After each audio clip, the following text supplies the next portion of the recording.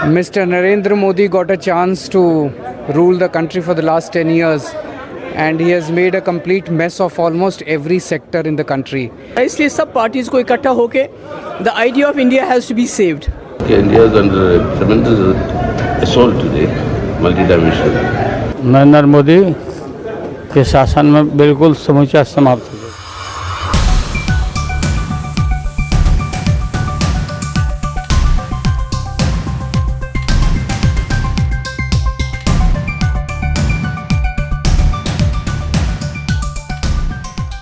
I think it is important because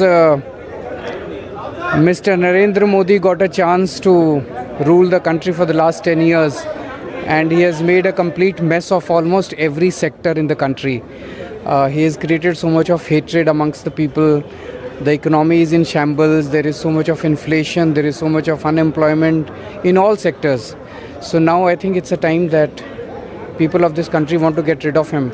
I think this is a good meeting. This is a fruitful meeting and it's a constructive decision to be taken.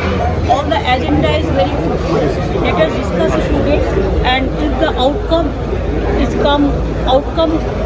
today what we discussed, after that the outcome may be the good for the people of this country. जरूरी है देश के लिए, देश को बचाना है, democracy को, इसलिए हर हालत में देश के किसान, मजदूर, नौजवान, माइनॉरिटी सबकी रक्षा करना है। मीटिंग ज़रूरी इसलिए है, देश को बचाना, लोगों को बचाना, पॉलिटिकल लीडर के साथ जिस तरह व्यवहार हो रहा है, और मैं ये कहता हूँ कि देश की 2/3 जनता भारतीय जनता पार्टी के खिलाफ है, 2/3 जनता खिलाफ है। तो इस बार भारतीय जनता पार्टी का सफाया होने के लिए सब एक हैं।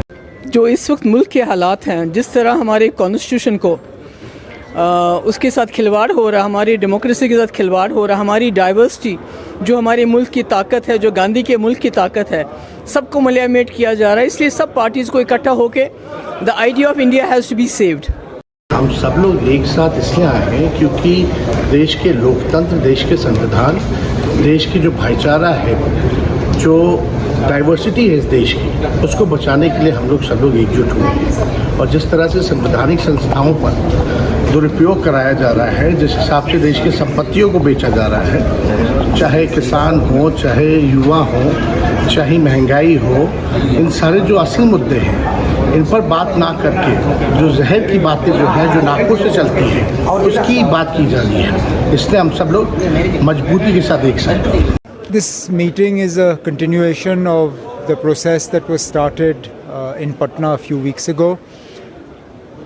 I think it's important that we put up a united stand against everything that is going wrong in this country, particularly the way in which the Constitution is being eroded, the way in which the secular fabric of this country is being undermined, and all sensible parties need to come together and unite in opposition to this. This meeting is important because we want to save India as we know what India is.